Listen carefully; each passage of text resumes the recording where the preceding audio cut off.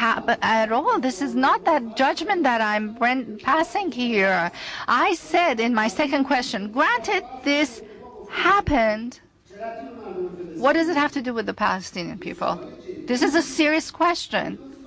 There are two dimensions. In the first question, Let me pursue this a bit further. It is difficult to have a scientific discussion if there isn't at least some basis, some empirical basis, some agreement about what the facts are. So calling for research into the facts when the facts are so well established represents for many a challenging of the facts themselves and a denial that something terrible occurred in Europe in those years. Let me move on to allow me. After all, you're free to interpret what you want from what I say, but what I'm saying with full clarity. In the first question, I'm trying to actually uphold the rights of European scholars. In the field of science and research, I'm asking, there's nothing known as absolute. There's nothing sufficiently done, not in physics for certain. There's been more research on physics than it has on the Holocaust, but we still continue to do research on physics. There's nothing wrong with doing it. This is what man wants. They want to approach a topic from different points of view. Scientists want to do that, especially an issue that has become the foundation of so many other political developments that have unfolded in the Middle East in the past 60 years. Why do we stop it altogether? You have to have a justified reason for it. The fact that it was researched sufficiently in the past is not a sufficient justification in my mind. Another student asks, Iranian women are now denied basic human rights and your government has imposed draconian punishments, including execution, on Iranian citizens who are homosexuals. Why are you doing those things?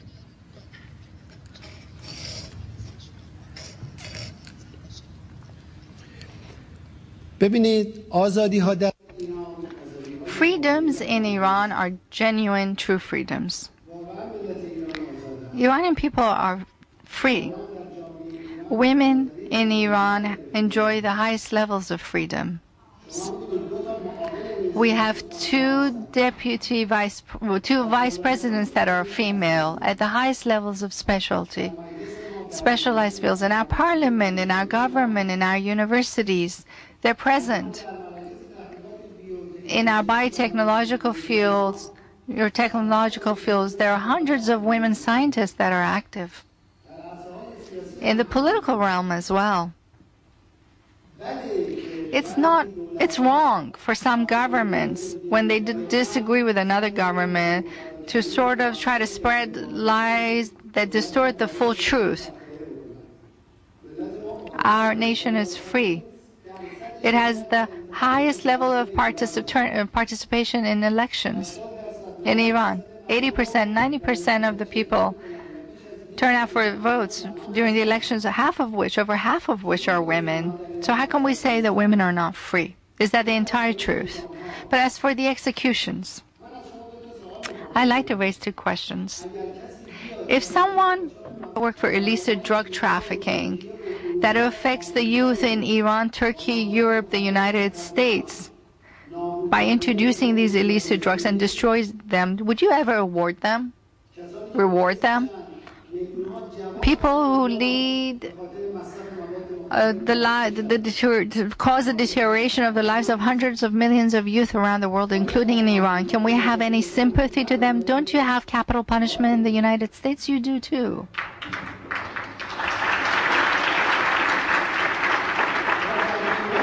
In Iran too, there's capital punishment for illicit drug traffickers, for people who violate the rights of people.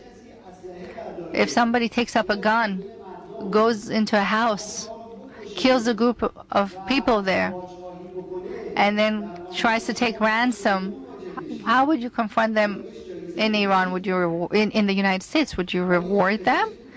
Can a physician allow microbes, symbolically speaking, to spread across a nation. We have laws.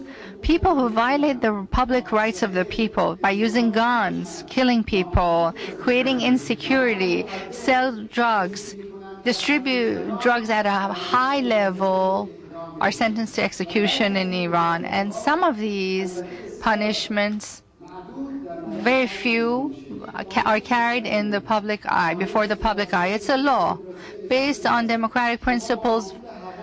You use injections and microbes to kill these people, and they're executed or they're hung. But the end result is killing. And drug smugglers, the question was about sexual preference and women. مطلقا ما در ایران اولا همجنس In Iran, we don't have homosexuals like in your country. We don't have that in our country.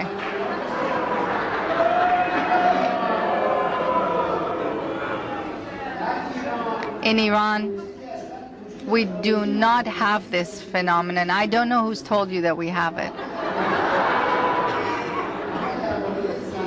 But as for women, maybe you think that being a woman is a crime.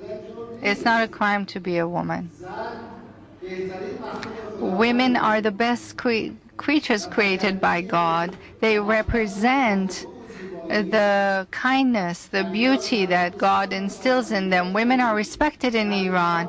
In Iran, every family who's given a girl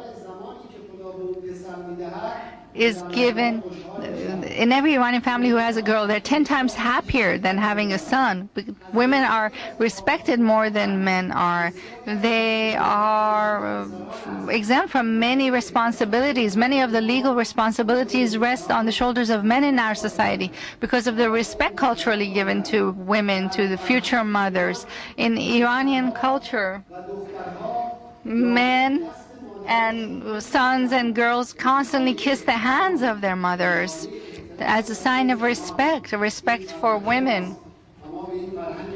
And we are proud of this culture. One is, what did you hope to accomplish by speaking at Columbia today? And the second is, what would you have said if you were permitted to visit the site of the September 11th tragedy?